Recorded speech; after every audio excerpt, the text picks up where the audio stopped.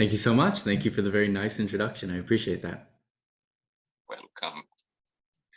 So are we ready to go? Is everyone prepared? Can I go ahead and start? Yes. Perfect. Okay, so again, thank you all for coming. For those of you who have come to a previous lecture of mine, welcome back. I hope that's a sign that you enjoyed the previous ones and found them useful. And for those of you who are new, again, same thing. I hope you'll walk away having enjoyed this and learned quite a bit. So as included in the very nice introduction, the nature of the talk will be about the chemistry of climate change. And this is sort of going along the same line as some of my previous lectures. Everything has been about chemistry and material science. And as we've gone on, we focused a little bit more about environmental chemistry, environmental science, and sustainability. So this is a continuation of that series, essentially. And I should also say from the outset that we are going to focus a little bit more on the chemistry, but the chemistry of climate change and just talking about climate change in general are somewhat of the same thing, because you can't really talk about climate change, or at least try to explain climate change, without talking about the chemistry. So, I've met many people who are nervous when you start going into more chemical detail or into the specifics of the chemistry of any topic. So do not worry, this is not, I would say the interesting thing about climate change is it's a very simple problem with extremely complex solutions. But the big picture of what's going on and the general solution is very easy to understand. And I'm not looking to go into, that you could do a PhD in this topic and have a 30-year career as a professor. There's always more to learn. But the goal here is to have a broad scope overview of the topic and walk away with some of the more important technical details from a chemistry perspective. So with that said, we can begin.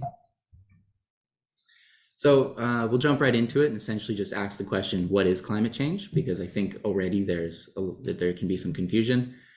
People typically use the terms global warming and climate change interchangeably, and I think that's totally fine.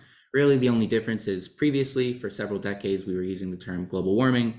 And as we started to see more and more effects, it became sort of about much more than just the temperature rising. So people started to say climate change to represent everything that's going on, not just the temperature. But in general, if you hear those terms, they're used more or less interchangeably. But in general, the big picture is that climate change refers to long-term shifts in temperature and weather patterns. And this already brings up another interesting point and a common point of confusion where, based on this definition, you might say, well, that makes sense. The Earth is not static. Things have changed every thousands, tens of thousands, hundreds of thousands of years, as far as we know, and that's true. And climate change can actually be broken down into two broad categories. One is natural climate change, which is essentially what I was just referring to. So this can be a result of many different things, anything from the sun's activity to large volcanic eruptions. Take the sun, for example. I mean, this is basically a big fusion reactor, many millions of miles from us, and it goes through its own cycling and it spends its own fuel. And there's many different things that are happening, different processes in the sun that will affect how much light is actually reaching us. So natural climate change can come as a result of simply the sun behaving differently. Or it can happen as a result of natural phenomena that happen on Earth. And one notable example is large volcanic eruptions, which spew all sorts of different materials into the air.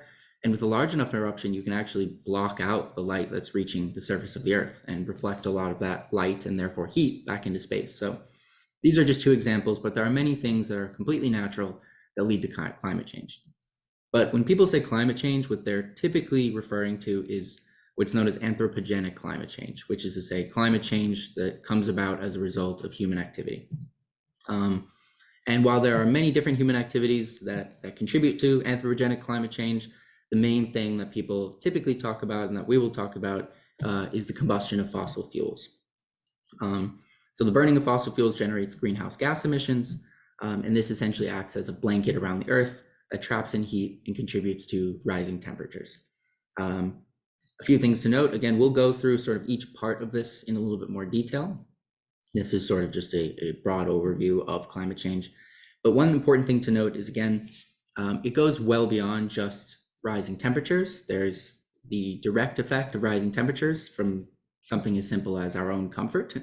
But there are secondary, tertiary, quaternary, several different effects that are a consequence of these rising temperatures and of having this many of these different gases in the atmosphere. And one example that we'll talk about a little bit more is called ocean acidification, which also poses its own series of threats to ecosystems and to our own lives and well-being. So another important question I think to ask from the beginning is why understand the chemistry of climate change, and specifically the chemistry. And I've broken this down into three main reasons. The first is that you really, as I said, you can't understand climate change without chemistry. So if you want to understand the topic, you simply cannot do so without speaking about some chemistry. There's a lot of people who try to boil it down and avoid the chemistry entirely, and I understand their motivation. But at the end of the day, if somebody says, how does climate change work? Or do you believe in climate change? Or these questions aren't answerable, at least not without confidence, without understanding the chemistry. The second reason is to fully understand the importance, because I'm a believer that the more you, specifically on this topic, the more you know, the more you'll be convinced of the problem, and therefore the more you'll be motivated to take action, and the better equipped you'll be to develop solutions. Because again, if you want to solve a problem, you can't do anything about that problem without understanding the problem. So the goal is to understand the problem as deeply as possible, or at least on the right level, and then take action and take action effectively. And then the third, which is a particularly important one, is to address skepticism and engage in productive dialogue. And, you know, this can be a very controversial topic. I should say that people, like most things in the world today, for better or for worse, people question it ceaselessly and have a hard time accepting certain things. And on the one hand, that's very good, because it's great to ask questions. And at the end of the day, you should never believe anything that you are not convinced of. So being skeptical is good, even if you're sitting in the audience now and you may be skeptical about some or all of this information, that's understood. I of course encourage you to keep an open mind, and hopefully what I have to present you is convincing. And then for those of you who, you know, may already be familiar with the big picture, or after this presentation meet people who may be skeptical, hopefully this information equips you to have those conversations and say, look, this isn't something I'm choosing to believe for no reason. There's a lot of evidence, there's a lot of things we can measure and test and try that give us reason to believe this, and there's a consensus. And that's another important point, is at least within the scientific community, or the broadly speaking, the relevant experts, there is a clear consensus. So I think this can be taken as something that's happening, that is serious, and needs to be addressed. But at the same time, again, how do we know? So the big picture is that the current warming is happening at a rate not seen in the past 10,000 years. So we do have, and this is broken down in a number of different ways, which I'll cover. But the big picture is we have a lot of data on the amount of these different gases in the atmosphere, and some sense of the temperature record over very long periods of time. And we know that the current warming is happening much, much more quickly than we've ever seen before, which helps to show that this is a result of humans and not some new natural phenomena that we've coincidentally been here to experience. But scientific information taken from natural sources, so a few notable examples are ice cores, rocks, and tree rings, as well as from modern equipment like satellites and all sorts of other sophisticated modern instruments, all show signs of a changing climate. Again, we'll talk more about that just shortly. But it ranges from global temperature rise to rising to melting ice sheets, where the latter is sort of a consequence of the former. There's evidence of a warming planet really everywhere you look. Oh, sorry, there we go. So in terms of some of the evidence, at least the big picture evidence, this is a short list that could be broken down further, and you can include much more, but hopefully this goes to show many of the important considerations. We have, again, global temperature is rising, the ocean is getting warmer, ice sheets are shrinking, glaciers are retreating, snow cover is decreasing, sea level is rising, Arctic sea is declining, extreme weather events are happening at an increasing frequency. So hurricanes, tropical storms, tornadoes, all sorts of different natural weather phenomena are happening with more severity and more frequently. And ocean acidification is increasing, which again, we'll talk about. So these all are happening for different reasons. Primarily, it's linked to the rising temperatures, although not only, it's also just the quantity of these different gases that are in the atmosphere. And each of these, I mean, a presentation could be given on each of these things individually. There's significant evidence well beyond just, looking at the glaciers and saying they look smaller than before. There's excessive data that's been taken for decades, if not centuries. And it's very clear that the patterns and behaviors of nature have changed dramatically and coincide very cleanly with the Industrial Revolution and humans' use of fossil fuels and many other different technologies. So here's just one example that's somewhat representative. This is some data from NASA. Here on the y-axis, you can see carbon dioxide levels, which is measured in parts per million. Doesn't really matter, just the amount of carbon dioxide. And on the x-axis, you have the years before today. And as you see, we have data, at least in the case of ice cores, from 800,000 years ago. So from quite a long time ago. And the way this technique works is they essentially go to the Arctic, go across the world to the very, very cold parts of the planet at the poles, and they drill down and essentially remove these long cylinders of ice that extend deep into the earth. And because that's been built up, now that the top is more recent and the bottom is older, they're able to quantify and measure how much of these different gases are trapped within the ice to get a sense of what the atmosphere was like at the time where that ice was on the surface. And then because of the carbon content and because of the contents in general and the depth, they can determine when that was from. So you can see there is, a typical cyclical nature. It's not a consistent amount of carbon in the atmosphere. It ranges quite a bit, and this is sort of representative of the natural phenomena. But you can see starting at, here on this graph, they show 1911, but it really picks up at the beginning of mid 1850, 1860, again, coinciding with the Industrial Revolution and when we started to harvest and combust fossil fuels, that there's a sudden spike in the amount of carbon dioxide in the atmosphere, which is continuing on today at a pace that's quite alarming. So you can imagine where the graph is looking like it will continue to go. And then it's just a question of what we think is going to happen and how bad it could be. So our goal in general, climate change is to reduce this back down to something acceptable, or at least keep it from going much higher.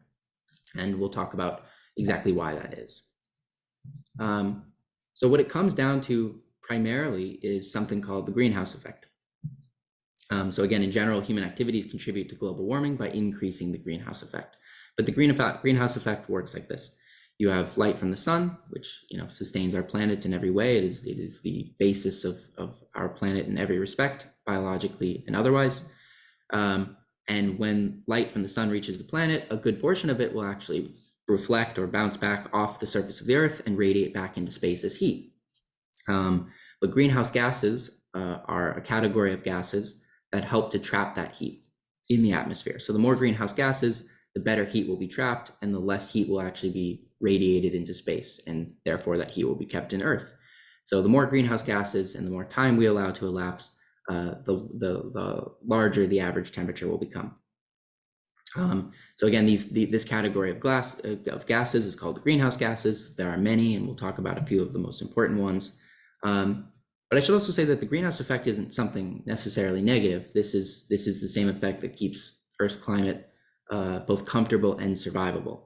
And that's also a more general point. None of this is necessary. There's no bad or good. There's no good or evil in this case. All of the things that contribute to the problem are also things that are necessary for life on Earth. It's about maintaining a balance. So in this case, we want the greenhouse effect. We want the right amount of greenhouse gases so that we are kept warm and comfortable and we're not all going to freeze to death along with all of the other life on the planet, but too much is going to do an equivalent amount of damage. So what are the greenhouse gases? So again, in general, the greenhouse gases are gases that let the sun shine onto the Earth's surface, but then trap the heat as it reflects back up into the atmosphere. So that's a key detail. It's not being absorbed as the sun reaches the Earth. It's actually for the portion that's being reflected. And that's typically because the energy of the light that's reflected, or the wavelength, is different than the light coming in. So typically what's being reflected is infrared, so a little bit longer wavelength, a little bit lower energy. This is typically what's radiated. This is heat energy, and this is what's being captured by the greenhouse gases. So I said that there's many different greenhouse gases, but there's a few really important, really notable ones. The most important one, arguably, is carbon dioxide. This is what's coming from fossil fuels. Methane is arguably the second most important one, which we'll talk about in more detail. There's nitrous oxide, and then a category of gases called F gases, which are chlorofluorocarbons. These were an artificial type of gas that were used for a long time in refrigerators and hairsprays and all sorts of different tools and technologies and consumer products. And these were also the gases that were responsible for destroying the ozone layer. But notably, that's actually a climate problem that we were able to fix. These chemicals that were being used for all these different purposes, after we realized, okay, this is happening, this is how it works, it's because of these chemicals, we needed to find a substitute for those chemicals that served the same function but didn't do as much damage to the ozone layer. And that's exactly what we did. A lot of very clever people, a lot of brilliant chemists essentially engineered these molecules, changed their structure, and made them so they are safe for use and don't contribute to the ozone destruction. And now, over the last several decades since doing that, the ozone layer has largely repaired. So that's a very positive story that goes to show there is action that we can take. There are things we can do. It's just a matter of essentially doing it and having everybody on board to take the appropriate action and make the brilliant minds that are across the planet to come up with clever solutions. But one interesting thing, I would say most people, even people who are fairly knowledgeable on the topic of climate change, and they know about the greenhouse effect and they know about greenhouse gases, if you ask them the question, which I encourage you to do because it's always fun to stump somebody up, is to ask, well, how does that work? You're telling me that the light reflects off the earth and it gets trapped by the greenhouse gases. Well, how is that actually happening? Are they just going out and grabbing those photons? Well, no. Essentially what happens is those gases are able to do what they do because they're held together loosely. The atoms in the molecules are held together loosely. So we can take the example of methane, for example. That has the chemical formula C4 or CH4. So 1 carbon and 4 hydrogens. And there's 1 bond to each from the carbon to each of the hydrogens. So it's a little chair, you can think of it.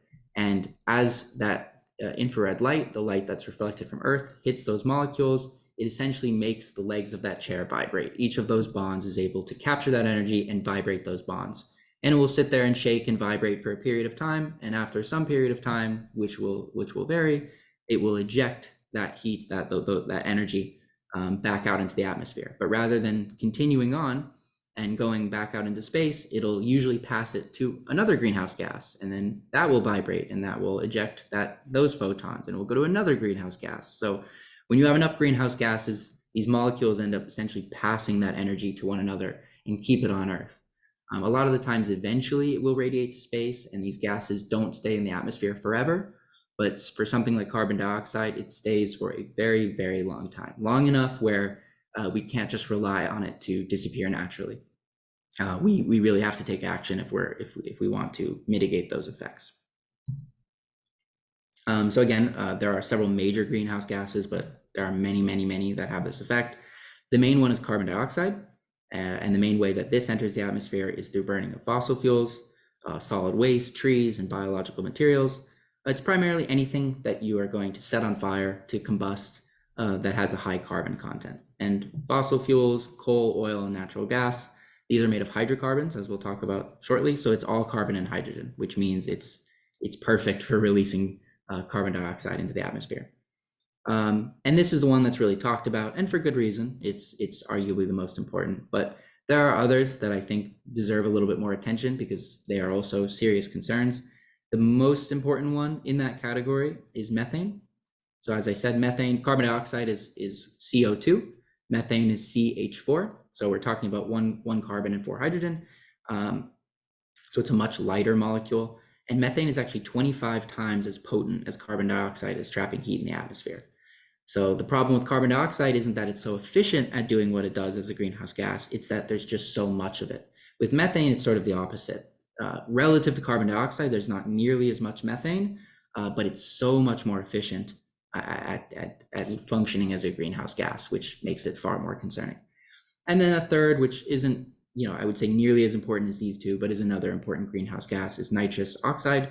And this is produced a number of different ways, but mainly through agricultural activities and then natural biological processes.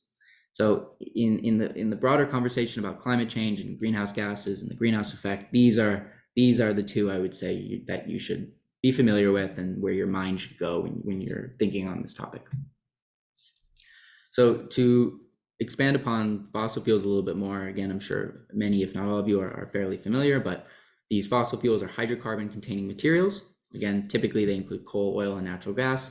Hydrocarbon is just the chemical term to say exactly what the name suggests. It's made of hydrogen and carbon. And actually, if you fill up your car at the gas tank, there are, I think it's over 150 hydrocarbons. So there isn't one single thing that's going into your gas tank or into an airplane or into a boat, whatever it might be. It's actually usually a fusion of all of these things and then some. But there are many, and there are more of some kind than others. But fossil fuels are made from decomposing plants and animals. Again, this is something that you can take. I took in one of my graduate courses was completely dedicated to just answering the question in detail of how hydrocarbons are made. So this is a huge topic, a fairly boring topic, I have to admit, but an important topic. But these fuels are found in the Earth's crust. The long story short is essentially that plants and animals from the distant past die, and over time they're covered by land at the surface, and they go deeper and deeper into the earth, where it gets warmer with higher pressures, and that results in the formation of the hydrocarbon. And these are sort of energy dense molecules, so this can be burned for energy, and that's why we use it at the gas pump. So just a little bit of extra chemistry here. This is octane. So this is octane. You can actually burn, like I said, there's over 150 different hydrocarbons. This is just one example, or butane, sorry, not octane. But this is just one example of showing how this works. Really, the only point here is noting that you have butane in this case, but this could be any different hydrocarbon with oxygen. That's how we light a fire. We take whatever we're burning, it burns in the presence of oxygen, and then it produces some chemical reaction products. So in the case of burning a hydrocarbon, or butane in this case, it produces carbon dioxide and water. And this is true of any greenhouse gas, any hydrocarbon. You're always going to, or any combustion reaction, actually, you're always going to produce carbon dioxide and water. So this is really the problem. And the more carbon that's present in the hydrocarbon, well, the more carbon dioxide you're going to get out. And like I said, with over 150, there's many hydrocarbons that have a lot more than 4 carbons per molecule. So there's a lot of carbon being generated, but also a lot of energy being generated, which is obviously why we continue to do it. Like I said, carbon dioxide is where all the attention goes, but actually I think methane is maybe even an equivalently big problem. I don't doubt that we may address the carbon dioxide problem and then be left with the methane problem. So I want to talk a little bit more about this in detail. So again, methane has accounted for roughly 30% of global warming since pre-industrial times and is proliferating faster than ever. So people just think carbon dioxide, 30% and increasing is methane. So this is a serious contributor to the overall problem. And one of the main sources of methane is actually from livestock emissions. So from manure or gastrointestinal releases account for about 32% of all of the human-caused methane emissions. So we have a very large portion contributing to the total problem, and then of what's making up that 30%, about a third of it comes from livestock emissions. So, full transparency, I eat meat. I'm not going to be one of the vegan people who's going to harass you all about not doing so. However, we must sort of come to terms with it that a lot of different livestock production is responsible for methane emissions and therefore climate change. So the more people that do switch to more of a plant-based diet, or at least sort of mitigate their protein intake, or they choose chicken more often than they're choosing beef, these type of things actually really will have an impact on climate change at scale. But beyond that, it's also just a matter of population growth, economic development, and urban migration have stimulated unprecedented demand for animal protein. People love meat. The more people we have, the better we can feed them, the more often they're going to eat a variety of different animal proteins, which boosts the agricultural industry and then increases emissions. But it isn't just about animal proteins. It's not just a matter of cows and lamb and so on. It's also even more traditional agriculture, plant-based agriculture, like paddy rice cultivation is one that's somewhat surprising. This is where you have flooded fields, but what happens is you prevent oxygen from penetrating the soil, and you have methane producing or methane emitting bacteria. So this is somewhat natural. This is no artificial process. This is no factory or industrial manufacturing, but it is a result of our activity that ultimately produces these organisms that then emit large amounts of methane. This is just something, again, this could be a whole presentation in and of itself. Another aspect, and there are many, I want to emphasize, this is not uniquely important necessarily. There are many, many, many sides to this whole story. But in the case of methane in Siberia, in Eastern Russia, there is an enormous permafrost shelf. So this is essentially ice with all sorts of different gases that are frozen within the ice, that have been frozen for a very long period of time. And now that, first of all, anthropogenic climate change leading to global warming is starting to melt this permafrost.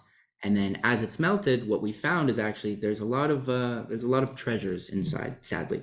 So what's happening specifically here is that within the permafrost, which you can see has already begun to melt, and this man is helping out very nicely to continue melting it, has all sorts of ancient animal species, fossils. There's tons of woolly mammoths, very well preserved, that people from around the world are interested in buying. So these people are actually taking pressurized water and they're digging into the permafrost and accelerating its melting in order to get these woolly mammoth tusks and whatever else they might find to sell. And the problem with that, and relating it back to methane, is actually I think, if I'm not mistaken, this is actually the world's or one of the world's largest sources of trapped methane. So long as methane's in here within the permafrost, it really causes no problem. It's only once it's in the atmosphere that it produces a hazard. So just the general increase in temperature, and then the incentives for people to go in there and help that process along by using something like pressurized water to melt the permafrost, is releasing methane at a scary rate. So again, previously it was 30%.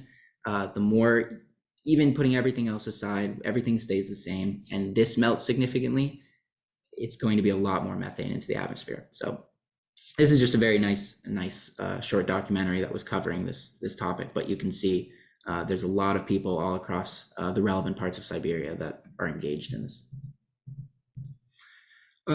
So just to outline also the impact of the greenhouse gases on climate change, it can be broken down. Again, you can categorize this so many different ways, but you can break it down into 5 different categories. One is water.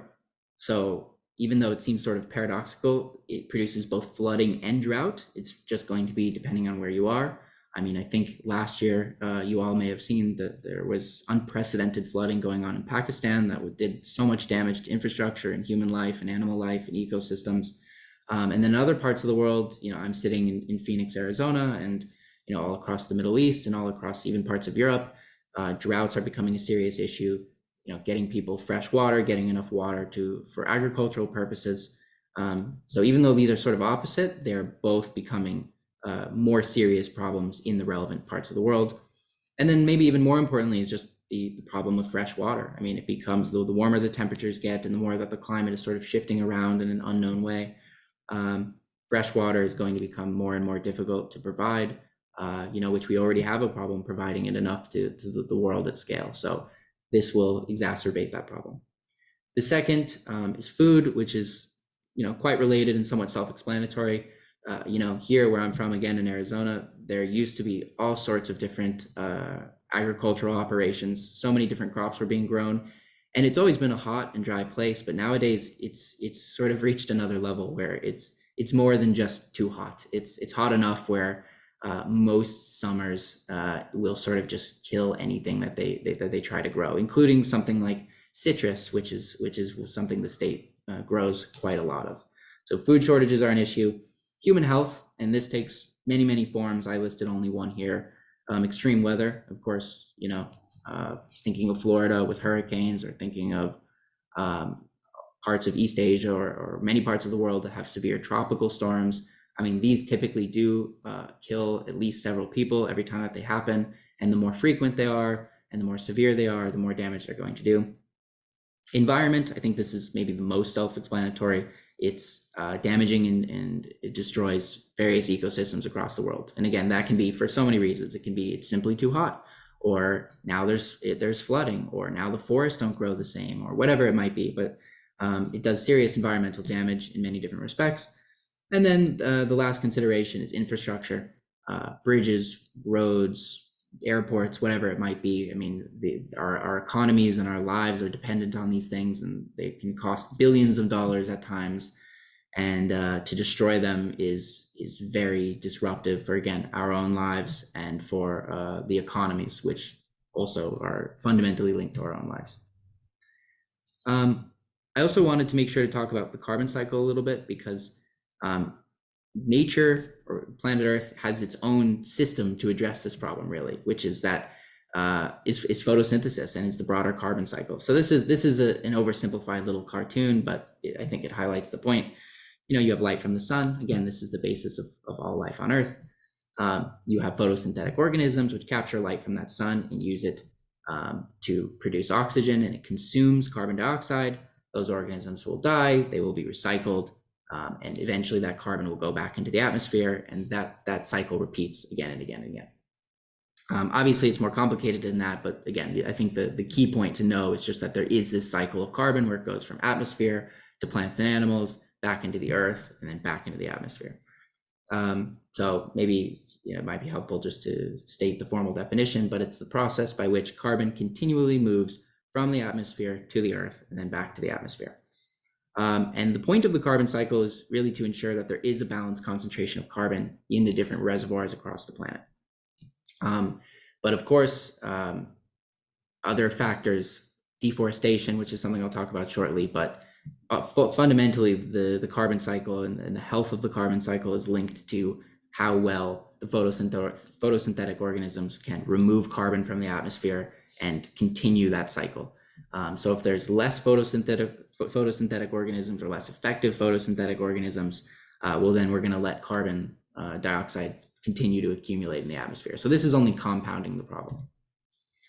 So again, there's many different aspects to the disruption of the carbon cycle. I would argue deforestation is one of the most straightforward and one of the most concerning.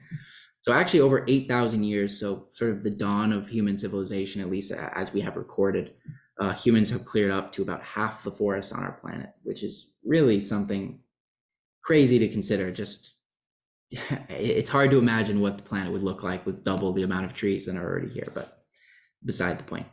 But cutting down and burning forests release carbon dioxide stored in the trees. I mean, these are organisms that are predominantly composed of carbon, but as well as the soil, and it prevents them from absorbing more carbon dioxide in the future.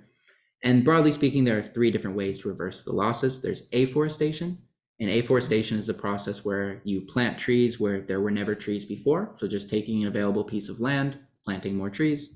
Reforestation is similar, but with a notable distinction. It's instead of going to a place where there were never trees, you're going to places where there were trees, where they were chopped down or burnt down or whatever it may have been, and planting trees. And then also just the natural regeneration of forest ecosystems, which will happen whether we like it or not. So a final point I'll talk about, and again, I do want to keep emphasizing there are so many different aspects to this whole conversation. I'm just trying to paint the big picture. So ocean acidification isn't necessarily more important than many of the other things that I could talk about, but it just highlights that when people think climate change, you should think increasing global temperatures and all the things that are a consequence of that, but it does go well beyond just the rising of temperatures. I mean, ocean acidification has nothing to do with the rising temperatures. It has to do just with the accumulation of these gases. So in general, ocean acidification refers to a reduction in the pH or the acidity of the ocean over an extended period of time, which is primarily caused by an uptake in carbon dioxide from the atmosphere. So when carbon dioxide is absorbed by seawater, a series of chemical reactions, which I'll talk about shortly, occur, which results in increased concentration of hydrogen ions, which is the same thing as saying a decrease in the pH. And ocean acidification is affecting the entire world's oceans, including coastal estuaries and waterways. So let's take a look at that. Again, just as a somewhat oversimplified, but communicates the big picture, I think, very well, picture of the situation. we have more and more carbon dioxide in the atmosphere, and carbon dioxide can actually react with water to form carbonic acid. So carbon dioxide from the atmosphere gets dissolved into the ocean, it reacts with water, and it forms carbonic acid. And carbonic acid is dissociates. So this is the same thing as if I took table salt and I put it into water. Table salt is sodium chloride, but when I dissolve it into water, we have sodium ions and we have chloride ions. So it breaks apart and it's into its two parts. The same is true with this. So we have carbonic acid. This breaks apart. We have something called bicarbonate. The only thing that's important to know is we have the same thing, but we have one less hydrogen. So now we have some more hydrogen ions in the ocean. And we have this. And then this will undergo the same process. This bicarbonate will break down further. We have this hydrogen breaking off, producing more hydrogen, and then carbonate. And this accumulation of hydrogen ions makes that's what it means for anything to be acidic. It's the more acidic something is, the more hydrogen ions that they have. So this process is drastically increasing the acidity of the ocean, which, as you can imagine, has very negative effects for all different types of organisms in the ocean, which is also bad for us because a huge portion of the planet relies on seafood in one kind of the other for sustenance and so on, and business and everything else. So it actually goes well beyond this. What we're starting to learn is actually, you can't do this process forever. There's only so much carbon dioxide that you could dissolve into the ocean. So actually right now, the ocean is sort of helping us mitigate climate change because some of that carbon dioxide is leaving the atmosphere and it's dissolving into the ocean. It's causing its own problems in the ocean, but at least it's not in the atmosphere. But what happens when the ocean fills up with carbon dioxide? Well, first of all, it will stay in the atmosphere, and the rate that's already increasing very quickly will increase even more quickly. But some scientists actually think that the ocean may at some point begin to eject some of the carbon that it stored. So that's, again, a further sort of worst case scenario, but we're not quite there yet. But the relevance of the ocean to climate change and all of these different chemical processes are absolutely fascinating. So now that I've said so many scary bad things for so long, I do want to emphasize that the reason we're talking about this is not to sit there and fearmonger and make it hard to sleep tonight thinking about this presentation or anything like that. The point is that this is something we can solve. As I said, it's a simple problem with a complex solution, and that's because the problem is just a matter of there's too much carbon being put into the atmosphere. It's that simple. We put less carbon into the atmosphere and we do whatever we can to remove that carbon and we fix the problem. Obviously, that's a drastic oversimplification, but at least there's no difficulty understanding the big picture. And I do believe that we can solve the problem, that we will solve the problem. And frankly, as far as I see it, that's the only thing we can do and should do. So as I said, because carbon dioxide and fossil fuels are the main issue, switching energy systems from fossil fuels to renewable energies like solar and wind that we talked about in my last lecture is one of the main things that can help reduce emissions driving climate change. So moving away from fossil fuels to essentially anything else, nuclear, renewables, totally novel technologies that are just starting to be developed and discovered. Less fossil fuels, the better. But we also shouldn't kid ourselves. We're not getting away from fossil fuels anytime soon. Even the most optimistic projections show that fossil fuels will remain a dominant part of our energy infrastructure. So another component to fixing this problem is burning fossil fuels and harvesting fossil fuels more efficiently and more sustainably. Another is carbon capture. So that can be something as simple as reforestation to use the trees to capture that carbon. And there are all sorts of other interesting, very sophisticated ways to capture carbon from the atmosphere. And if we're able to do that in a way that doesn't take more energy or introduce more carbon than it removes, then we can start doing this as much as possible. As I said, clean emissions technologies, alternative fuels, etc. And thankfully, a growing number of countries is committed to net zero emissions by 2050. They have to be cut in half by 2030 to keep warming below 1.5 degrees Celsius. So, this, I should emphasize, is my own opinion. I find this to be very optimistic. I would love it to happen. I would sincerely love it to happen. We'll see how close we get, but the goal if we fail, I expect there is a good chance that we do. The goal is to get as close as possible to reaching these goals. And, I hope that I'm wrong. So just as a very brief recap and summary, climate change, and specifically, again, what we're really talking about is anthropogenic climate change, is a result of human activity affecting the climate, and specifically through the combustion of fossil fuels and the release of methane from natural stores, as well as from other industrial processes. And climate change represents one of the largest challenges and dangers to life on Earth. Combustion of fossil fuels represents the most problematic human activity, among others, like I said, methane from permafrost. And again, the goal is to prevent a rise no more than an additional 1.5 degrees centigrade to help mitigate and keep the planet survivable, at least for as many organisms as possible. So I put a long list of references in case anybody might be interested. I'll send this over to the university, and I think you guys will upload it, so this will be accessible. Each of these goes into a little bit more detail about everything I was talking about. So if you're interested in the topic, I think these are a really great starting point. So thank you again, as always. I hope this was useful, and I'm happy to take any questions. Thank you very much, Prof. Tyler Gleckler. We've got our hands full, ladies and gentlemen. I hope you are all satisfied, as I personally feel. No class session actually could be clearer, more to the point, and better filled with details of all sorts than what we just got from our outstanding presenter, Tyler Gleckler.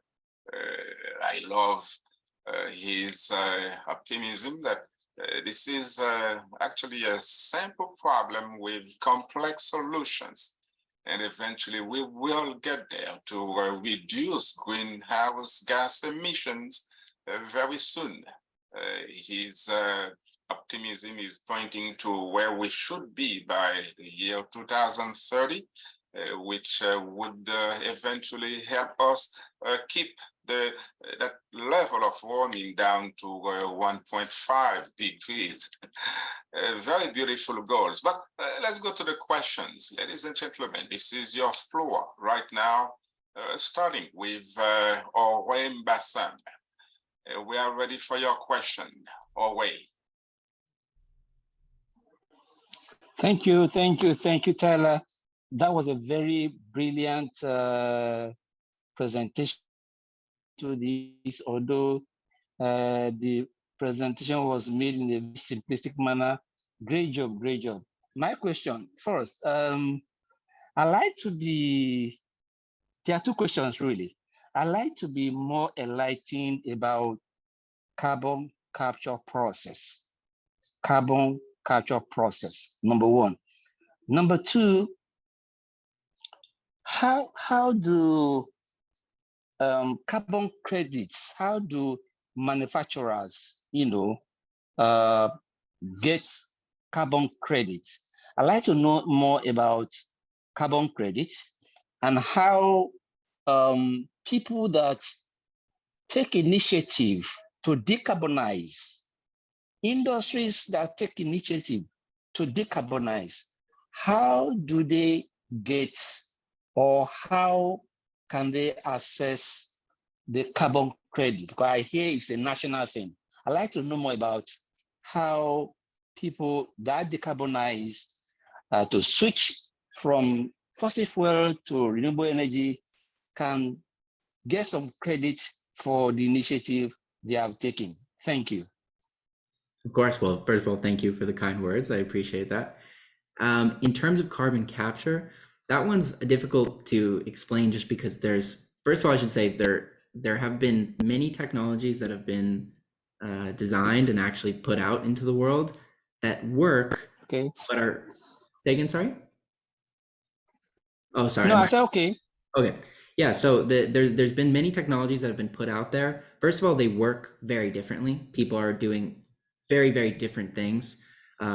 So it's hard to sort of generalize how it's working, but some of them involve complex chemistries where they basically capture as much just air in the relevant part of the atmosphere. They try to isolate that carbon dioxide. One way is by by freezing it, basically by condensing it down, because you have, if you were to, you know, take any space of air, you're going to have some mixture of gases, and on average that will change depending on how high in the atmosphere you are, and all of those will liquefy or, you know, solidify at different temperatures. So one way of doing it is selectively freezing out carbon dioxide and a few other gases.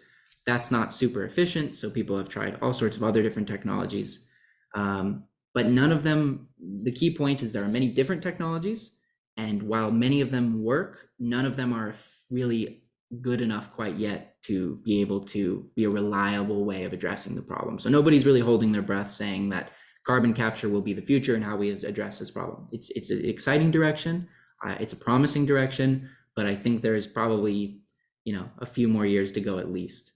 And then in terms of the carbon credits, that one, I have to be honest, I'm not too knowledgeable about. I can say that I've got to imagine, I'm certain actually, that that is going to vary pretty dramatically by country, because I think that is on the national level. I'm not sure if there are any sort of internationally relevant carbon credits, although there might be. Like I said, this is not something I know too much about. But I think the way that they work in general is just to say, if you have a product or service that you can demonstrate will offset carbon emissions. So, you know, one example is a famous one is Tesla. You know, Tesla gets a lot of carbon credits. I think that's sort of the backbone of their business. And they say, hey, by choosing our product, we are reducing the amount of carbon that would have gone into the atmosphere had somebody chosen one of our competitors. So proportional to the amount of carbon that they are preventing from going into the atmosphere, they get sort of that economic incentive to say, okay, well, here's some money, keep doing what you're doing. And the better you are at that, the more financial benefit that they'll get. So how that works in terms of how do you qualify and apply and how much, that, again, first of all, would vary on country. And I am honestly not too knowledgeable about the details of that. Thank you very much, Prof. Tyler. Before we go to the next question, that's gonna come from Zakaria Abdi. If you don't mind, Tyler, if you would remove the PowerPoint presentation so that we can yes. look at all the faces. Thank you Sorry very about much. that. And we are now ready for Zachary Abdi. Zachary. I think you might be muted. No, that's what I'm trying to do now. I usually allow, I keep everybody muted so that we don't have a lot of echo. I appreciate that. Every time somebody raises hands, I do take the measure of unmuting. Unfortunately, if Zakaria Abdi, yes, okay, now, there we go. Now that guy has to do something on his hand as well. Thank you very much, Doctor. Thank you, Mr. Taylor. Actually, it was very nice lecture. In 2015, the first time that the world has gathered into Paris, and it was called COP 2015, COP 21 actually. The conference started in 1990, and the world was not agreed. There is a problem of climate change. But on that meeting, which I was one of the experts who were there, in 2015, COP25 agreed that there is a problem of climate change. At the time, the world has picked out three countries, three areas. One, China, United States, and Europe were the most contributors of this greenhouse effect. Therefore, each of them has to pay $100 billion for a fund set up at the time called Green Fund to assist the countries that has been affected by the climate change. Now, also at the time, two strategies were the most important thing that to prevent or to actually minimize the effect of the climate change. One was adaptation, and the other one was adaptation and resilience, or adaptation and the mitigation. These two strategies, up to now, there is a measurement within the countries. Do you know anything about the latest effort for this. It has taken some results. Although we know that Russia and Ukraine war has actually minimized now this effort because of the, countries have, some of them gone back to coal energy like Germany and things like that. Do you know any specific number that we are going now, the world is going now to minimize this for these two strategies, adaptation and mitigation? Mitigation, yes. I have to be honest, in terms of the specific numbers, especially relative to that period of time, I don't. I can say though, I was speaking with a friend just yesterday, talking about the presentation I was going to give today, and I was mentioning that the frustrating problem, and I say this as an American, is that it's largely the United States, but it's, China is also predominantly responsible. It's the difficult part is we speak about the whole conversation in terms of adaptation and mitigation, as if everybody needs to join, and everybody does need to join, but the reality is it's getting people in a select set of countries to get on board. So I think that message is very clear to communicate, that while it affects everybody and contributed by everybody, it's disproportionately caused and maintained and exacerbated by a handful of countries, most notably the United States and China. But in terms of the quantification of where we're at in that regard, no, I'm honestly not familiar. Thank you very much. Sylvia Kumalo, your turn now. Thank you very much, Dr. Valsin. And thank you, Taylor, for that detailed presentation. I just have one question. I was just looking at the slide on the, what I would call clean energy solutions. I've had a chance to visit some places where they are using biogas digesters. And I wanted to check what would be your take on carbon emission, when using biogas digesters. Would they be a solution towards clean energy? Or maybe we are solving one problem and creating another problem? I'm just putting it all out there, maybe not for Taylor only, but if anyone on the platform wants to say something, I would be very happy. Thank you, and over. So I'll give it a start, and I'm sorry to fall short a little bit on my knowledge for a lot of these questions. It's also not something I'm too familiar with. In general, I am. I would say though that, yeah, what you're suggesting is definitely a serious concern with all of that. Any sort of bacteria in this context does have the risk of introducing its own problem for multiple reasons. But at the same time, I think that's sort of the nature of the effective solutions. I think anything, totally different situation, but take nuclear energy. I mean, that is one of the things that likely will play a dominant role in switching away from fossil fuels, and that's great. But nuclear energy, as we've seen throughout many points in history, has done a lot of damage and causes its own problems. So certainly, yes, it just needs to be executed very, very carefully and thoughtfully, and we can't just rush away from this problem, set all of that infrastructure up, and then 10 years later go, oops. But as far as I know, yeah, I think it's still a pretty emerging, relatively new bit of technology, because it's so complex. I mean, you have to have such a sophisticated sense of the biology and the chemical engineering and the mechanical engineering and all these different disciplines. But I think it is very promising, and will play, because I think biofuels will be a big part of the solution as well. And I think breaking that down into categories, something like what you're suggesting, will constitute a big portion. Let's turn the floor now to Thomas Okello. Thomas Okello, your question or comment, please. Thomas? If not Thomas, it doesn't seem to be ready. His microphone maybe is off. It is on my end, but let's go quickly to Dr. Jane Tochukwu. Dr. Jane.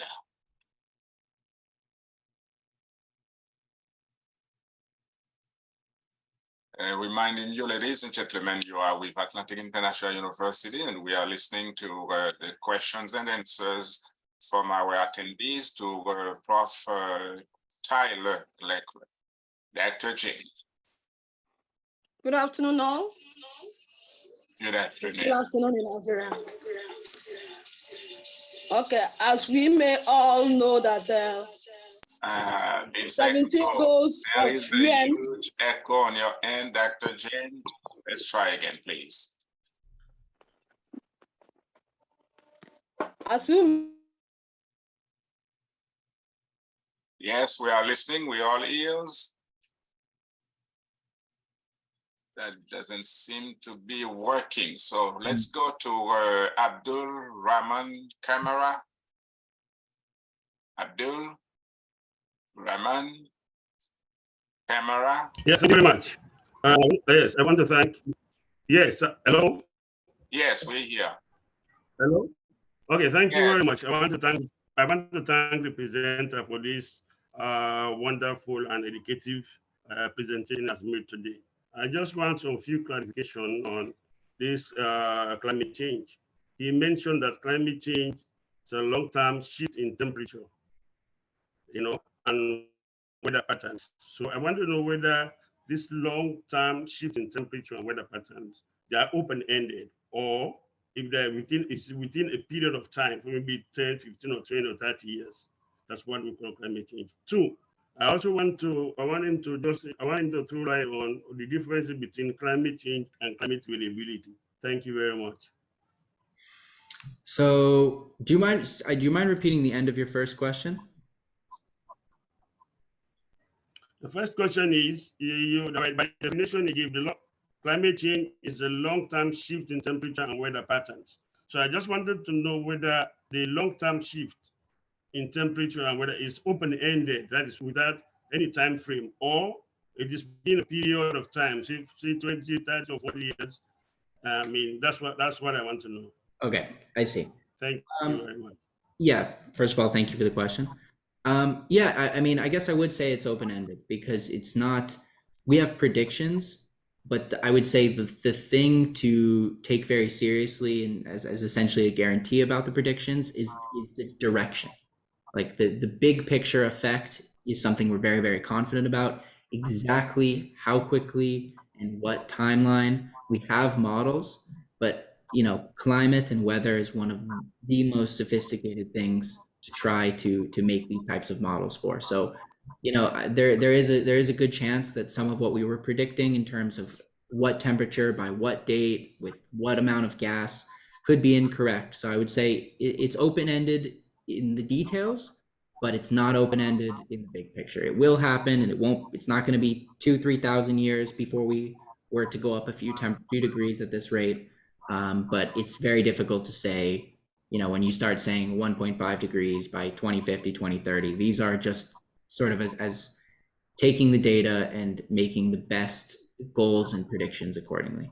And then in terms of your second question, you were asking the difference between, you said climate change and sustainability. Sorry, do you mind repeating? Climate change and climate variability. Climate change and climate variability. Do you mind explaining what you mean by the second term? So climate change, yes, and then what? Because I understand there are two. Yeah, I mean the climate variability, I think, is less severe than the climate change, because what I read in some literature some time ago, they were saying that the climate change can be referred to a change in temperature within a period of 30 years, something like that. Whereas climate variability is less severe than climate change. That's what I was made to understand. So I don't know whether that's right. Yeah, honestly, that's something I'm not familiar with. I can't speak much to that. I don't want to speculate and give you false or questionable information. So I'm not so sure. Thank you very much, Abdul. Okay, no, thank you so Let's now make room for Ubeida Yusuf.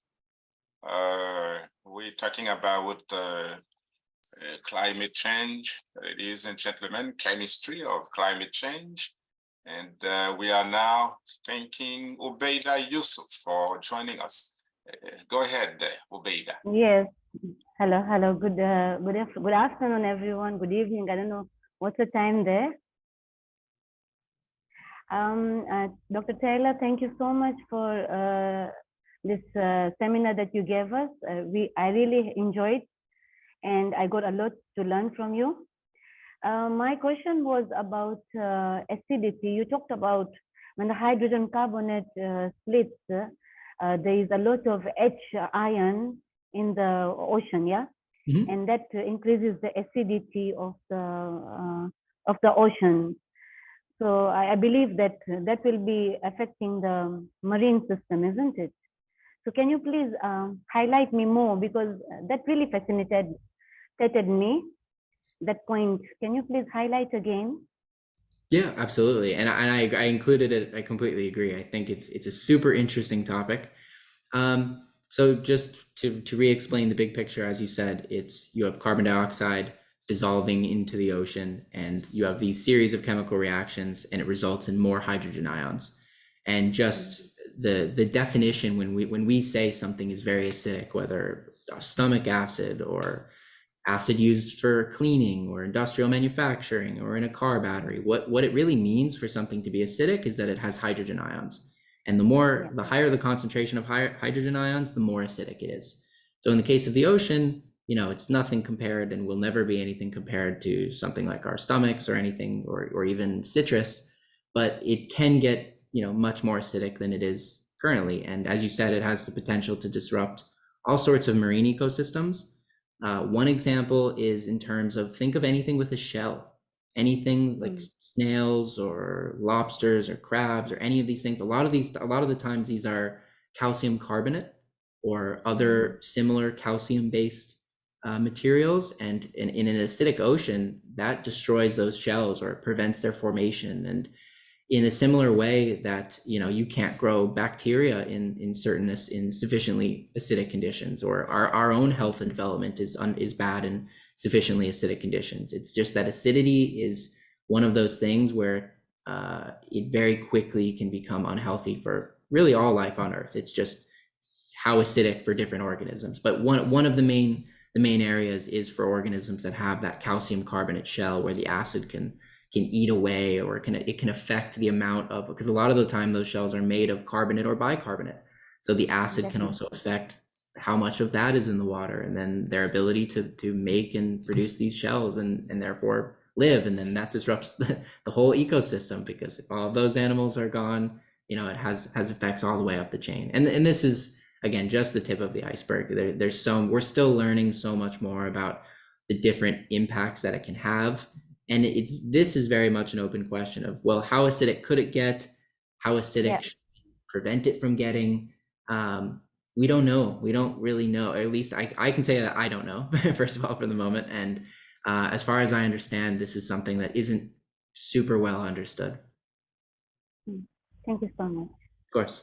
With your permission, Tyler, we're gonna create both room and time for possibly the last question with Ahija Wonder.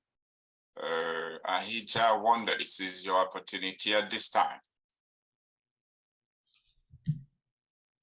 Ahija. Hello. Hello, good afternoon. Good afternoon. I'm calling from Ghana. Welcome. Good. I have a question about the climate. What is the climate effect on human development globally? Very good question, and very big question. It will depend. I showed that list of the evidence and the 5 different ways that climate change will have an effect: food, water, so on.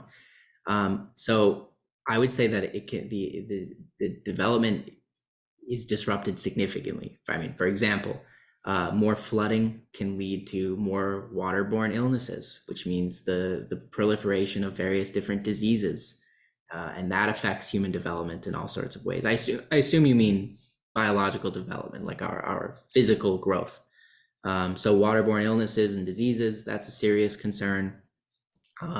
Again, extreme weather events as well, which can introduce all sorts of pollutants or contaminants into the environment, and obviously also just, kill somebody outright or harm them severely outright. Also, even in terms of depending on where you live in the world, if it's hot enough or if it's cold enough, and obviously we're talking more on the hot enough side of the spectrum, that can be very bad for children and pregnant women and so on that are exposed to these extreme temperatures for the duration of their pregnancy or for the duration of key periods of their development. And food shortages, obviously that's another aspect where, malnutrition is a serious concern. And if we're having further and further issues with food, then we're going to have further issues with development in that regard. So many different aspects. Thank you very much again, Tyler Gleckler. We do understand that the topic of chemistry of climate change is very huge. It's humongous. It's broad. There are several components that should be tackled or answered to, so to speak. But unfortunately, ladies and gentlemen, we are running out of time.